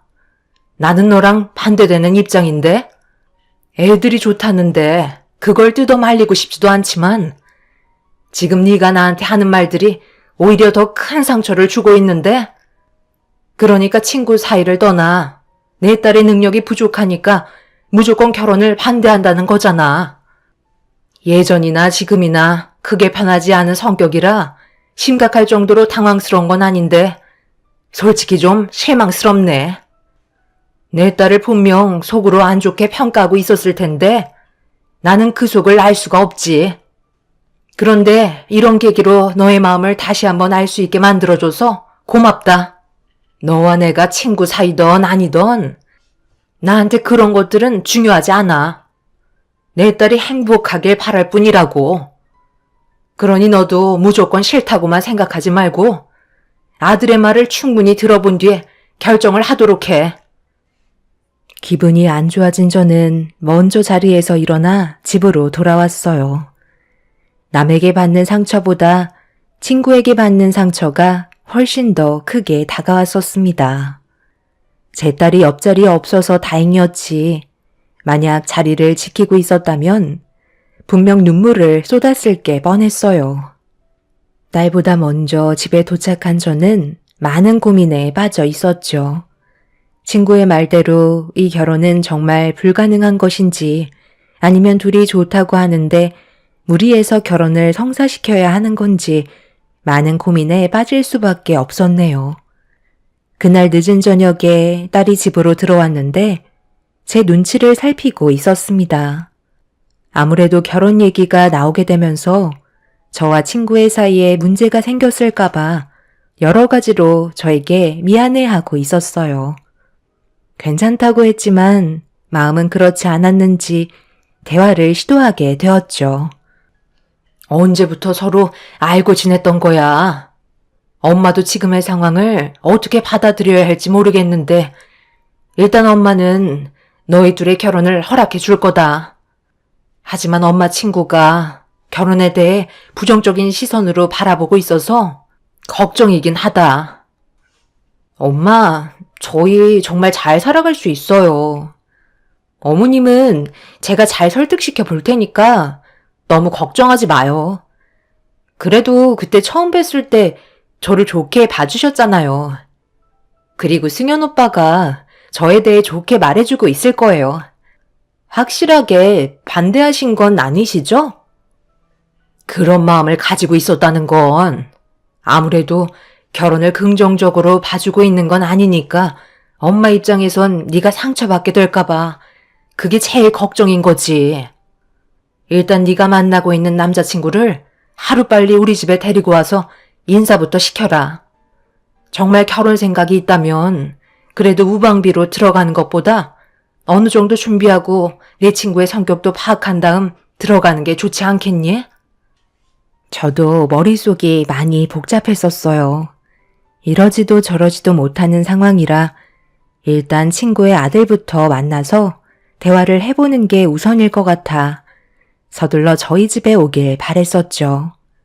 학창 시절 때부터 친구는 자신이 원하는 건 무조건 얻으려 했었지만 싫은 건 확실하게 선을 긋는 성격이라 제 딸이 며느리감이 아니라고 생각했다면 마음을 열기에는 힘들 거라는 걸 어느 정도 예상은 할 수 있었습니다. 하지만 저와의 관계도 상당히 중요하기 때문에 너무 감정적으로 나가지 않을 걸 믿고 있었어요. 그렇게 여러 가지 상황들을 예상하면서 제 딸과 친구 아들의 결혼에 대해 밤새도록 진지하게 고민을 했었네요. 돌아오는 주말에 친구의 아들은 저희 집에 인사를 오게 되었고 저번에 하지 못했던 대화를 진지하게 주고받았습니다. 여기 오기 전에 저희 어머니와 결혼에 대해 진지하게 대화를 주고받았었는데 그게 부정적으로 생각하지 않으셨어요. 그래도 좋은 말 많이 해주셨고 앞으로 어떻게 살아가야 할지 그런 부분에 대해 조언도 해주셨네요. 제가 봤을 때 그때 당시 저희 모두가 갑작스런 상황이라 당황해서 그런 것 같아요. 꽤 오랜 시간 대화해봤는데 소민이를 좋게 봐주시던데요. 오히려 저는 두 분이서 친구 관계라고 하셔서 마음이 놓이던걸요. 저희 엄마가 그래도 소민이를 좋게 봐주실 거잖아요. 정말 그렇게 말을 했었다고? 나와 대화할 때는 힘들 것 같은 느낌이었는데. 그래서 둘의 마음은 확고하게 결정한 거야? 친구 아들은 저에게 좋은 말을 아끼지 않았었어요. 표정만 봐서는 전혀 알 수 없기 때문에 더 혼란스러웠습니다. 제 앞에서는 결혼을 반대한다고 말했던 친구가 자기 아들 앞에서는 긍정적인 생각을 가지고 있다는 말을 들었을 때 무슨 계획을 세우는지 전혀 알지 못했었어요. 친구의 마음이 자기 아들로 인해 많은 변화가 있길 바라면서 지켜볼 수밖에 없었네요. 그날 이후 제 딸도 결혼을 위해 예비시댁에 인사를 드리러 가게 되었는데 한참 뒤 집으로 돌아온 딸의 표정이 걱정했던 것과 다르게 상당히 좋아 보였어요. 그 모습을 보게 되니 저도 어느 정도 안심이 되었고 친구에게 전화를 걸었습니다. 다른 사람도 아니고 네 딸인데 내가 상처되는 말을 쉽게 꺼내겠니? 당연히 좋게 하고 돌려보냈지. 나도 어느 정도는 생각이 있다고. 괜히 서로의 마음에 상처 줄 필요는 없잖아. 그래서 좋게 넘어간 거니까 너무 걱정 안 해도 돼. 결혼에 대해서는 나중에 따로 얘기 좀 하자고. 너한테 할 말도 있고 여러 가지로 의논을 해야 결혼 준비를 하지. 내 아들이 그렇게 좋다는데 어떻게 말리겠니? 나도 나이가 먹었는지 성격이 예전 같지는 않아. 그럼 조만간 얼굴 좀 보자고. 친구는 세월이 흐른 만큼 성격도 예전과 많이 달라졌다는 걸 느낄 수 있었습니다. 저와 마찬가지로 자식이 좋다는데 그걸 억지로 막으면서 상처 주는 건 친구도 옳지 않다고 판단한 것 같아 보였죠. 얼떨결에 아들, 딸들이 양가 집안의 인사까지 드렸으니 상견례 일정도 서둘러 잡게 되었고 형식적인 절차를 진행하게 되었습니다. 저희 남편도 이런 상황들이 마냥 신기했는지 제 딸의 결혼 생활은 앞으로 걱정 없을 것 같다면서 안심을 하고 있었어요. 하지만 저는 왠지 모를 불안감이 엄습해 오고 있었죠. 그렇게 친구와 약속을 잡아 서로 만나게 되었는데 앞으로의 두 아들, 딸들의 결혼 생활에 있어서 어떻게 할 것인지에 대해 진지한 대화를 주고받았는데 친구는 저희 집안에 대해 많은 걱정을 하고 있었습니다. 내 아들 결혼할 때 주려고 마련한 집이 있는데 7억 정도 되거든. 서울에 있는 아파트라 가격이 좀 있긴 한데 예단비로 10% 정도는 받아야 된다 하더라. 그런데 네가 좀 부담스러울 것 같아서 걱정이거든.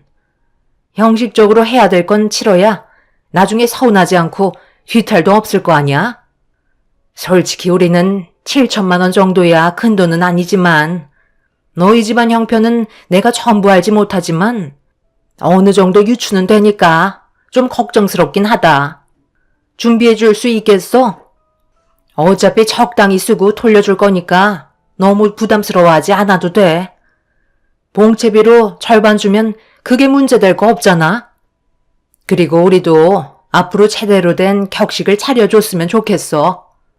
앞으로는 단둘이 있을 때도 호칭도 바꾸고 선을 넘지 않아야 관계가 무너지지 않을 것 같아.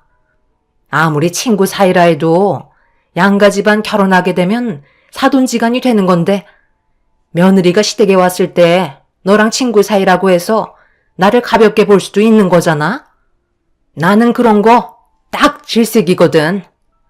내 말 무슨 뜻인지 알지? 서로 감정 상하지 않으려면 호칭부터 정리하고 앞으로 개인적으로 만나도 친구 사이가 아닌 사돈지간으로 지내는 거야. 나도 그게 편할 것 같고 오늘 이후 그렇게 하도록 하자. 내가 부탁한 건 무조건 들어줬으면 좋겠어. 초반에 자리를 잡아놔야 앞으로가 편한 거라고.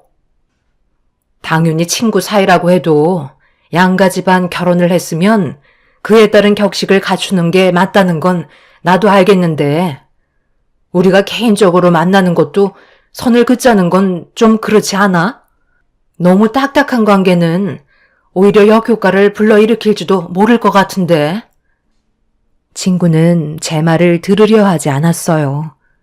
당연히 두 아들, 딸이 결혼을 하면 사돈지간이기 때문에 격식을 차려야 하는 건 맞지만 그렇다고 개인적인 만남에서도 친구 관계가 될 수 없다는 건 너무 억지 같아 보였습니다.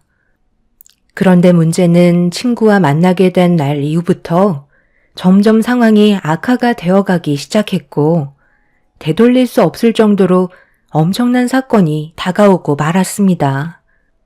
결혼식을 올리기 위해 정신없이 준비하고 있는 딸을 보면서 그래도 최대한 밉보이지 않게 많은 것들을 해주려고 부유하지 않은 형편에서 상황에 맞게 모든 걸 준비해 주었어요. 친구가 원하는 조건은 다 맞춰주었고 서로 각자가 많이 바쁘다 보니 상견례를 조금 늦게 하게 되었습니다. 그래서 결혼식 올리기 한 달 전쯤에 상견례를 겨우 할 수 있었는데 모두가 모인 자리에서 친구가 제 가방에 봉투 하나를 집어넣어 줬어요.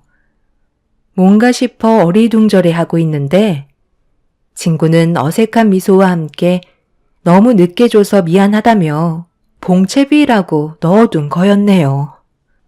서로가 너무 바쁜 일들이 많았던 터라 이해했고 크게 문제 삼지 않았습니다. 그런데 친구가 계속해서 봉채비를 확인해 보길 원하고 있었어요. 나중에 보겠다고 했지만 계속해서 재촉하는 바람에 어쩔 수 없이 살짝 확인을 해봤는데 5만 원짜리가 4장이 들어있더라고요. 이게 뭔가 싶어 친구를 바라봤는데 어색한 미소로 저를 보면서 아무리 생각해봐도 자기가 손해를 보는 것 같다며 대화를 주도하기 시작했습니다. 내가 곰곰이 생각을 해봤는데 솔직히 예단비 그거 얼마 하지도 않는데 50%나 돌려주는 건 좀 아닌 것 같더라고요. 그래서 사돈이 주신 예단비를 필요한 곳에 전부 다 써버렸지 뭐예요. 그래도 봉채비를 주겠다고 했는데 빈 봉투로 돌려드리는 건 예의가 아닌 것 같아 20만 원 넣어드렸네요. 그리고 이번에 저희 아들한테 줄 집이 앞으로 계속해서 오를 전망이라는데 그렇게 되면 예단비도 더 올려받아야 되는 거잖아요. 솔직히 이 부분도 얘기할까 하다가 그래도 단순한 관계도 아니니까 최대한 배려해 드린 거거든요. 그리고 저희가 이번에 사업 자금이 좀 필요해서 급한 대로 아들에게 줄 신혼집을 전세로 돌리게 되었는데 아무리 생각해봐도 우리 집안이 너무 손해를 보는 것 같아서요. 의사 사이 얻는 게 하늘의 별 따기인 거 아시죠? 앞으로 며느리는 인생길이 환한데 저희가 너무 손해보는 장사잖아요.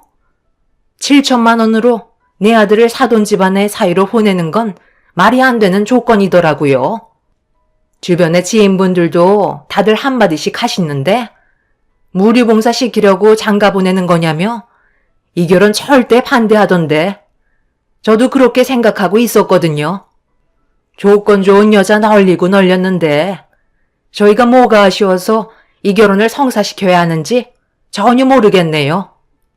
그래서 어느 정도가 적당할지 생각해보니까 사돈댁에서 혼수로 강남에 있는 역세권 아파트 2채 정도는 해줘야 저희도 쿵말하지 않고 제 아들을 보내줄 수 있을 것 같아요. 제 주위에서도 그 정도는 당연시하게 봤던데요. 제가 말한 조건이 부담스럽거나 하신 건 아니시죠? 그 정도는 맞춰주실 수 있으시잖아요. 의사 사이 타이틀을 얻는 게 원래 쉬운 건 아니에요. 주변의 사이가 의사인 분들 보셨어요?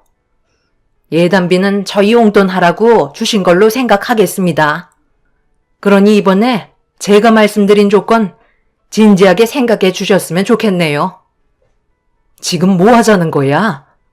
저번에 만났을 때랑 얘기가 다르잖아. 그리고 혼수로 강남 역세권 아파트를 2채나 해오라고? 결국 이런 거였어? 네가 원하는 게 이런 거였냐고. 처음부터 이 결혼 성사시킬 생각 없었으면서 예단비는 왜 다 쓴 거야?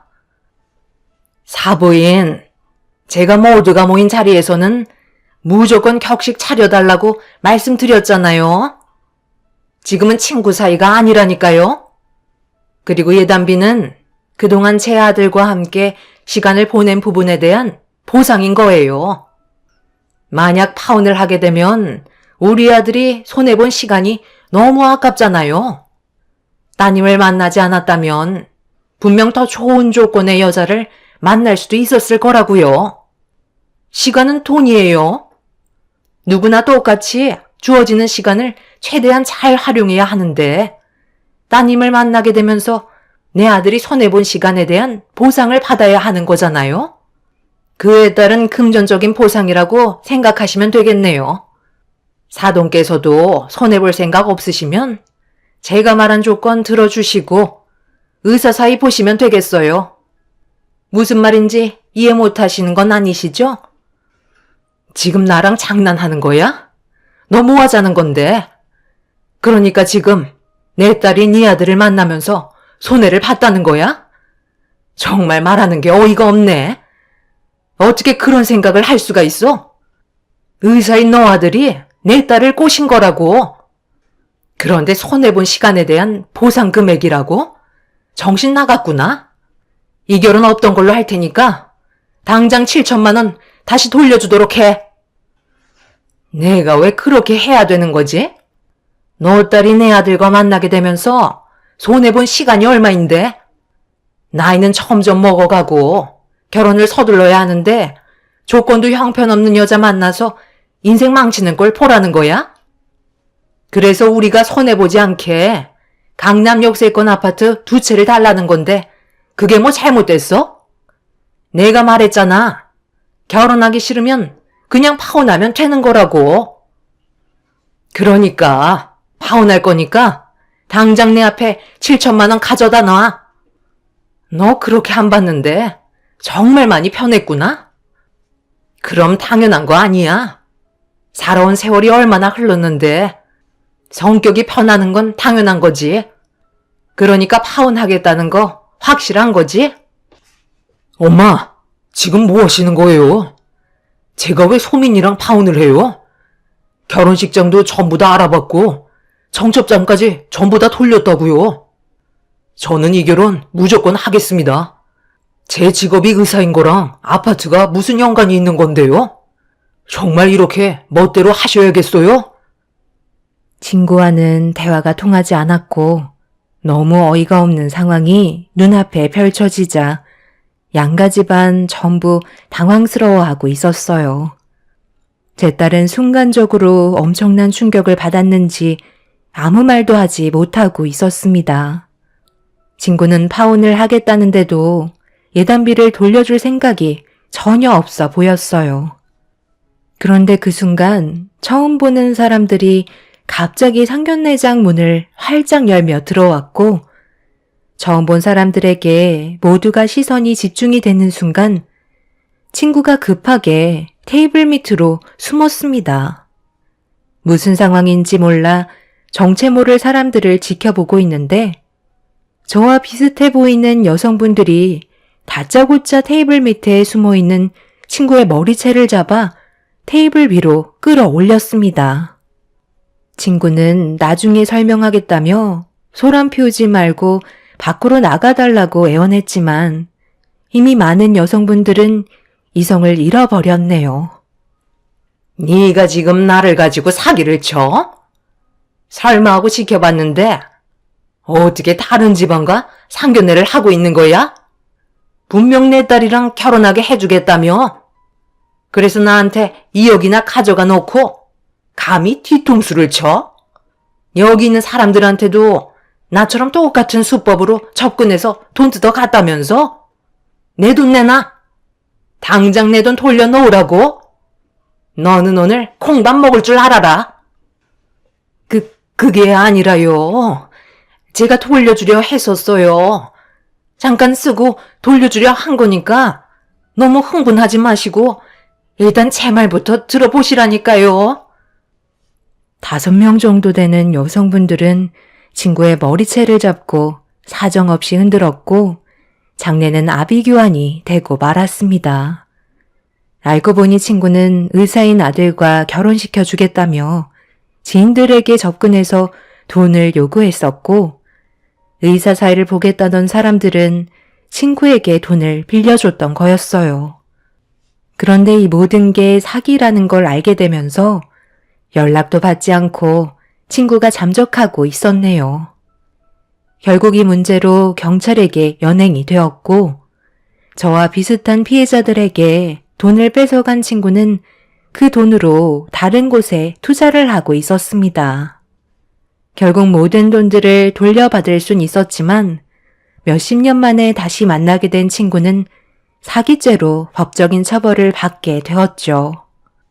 이런 사실을 전혀 모르고 있던 친구의 부부는 엄청난 충격을 받았는지 이혼을 고려하고 있는 상태입니다. 결국 저희가 받은 상처들도 너무 커서 제 딸은 헤어짐을 선택했고 친구 측으로부터 손해본 부분에 대해 위자료까지 전부 다 받게 되었네요. 2번 다시 기억하고 싶지 않은 순간들이었고 다시는 만나고 싶지 않습니다. 분명 과거에는 좋은 친구였는데 현재는 사기꾼으로 바뀌어 있었다는 게 너무 안타까울 뿐이네요. 추억은 가슴에 묻고 친구는 떠나 보내렵니다. 제 사연을 들어주신 분들, 오늘 하루도 웃음 잃지 않는 삶을 만들어 가시길 바랍니다. 감사합니다.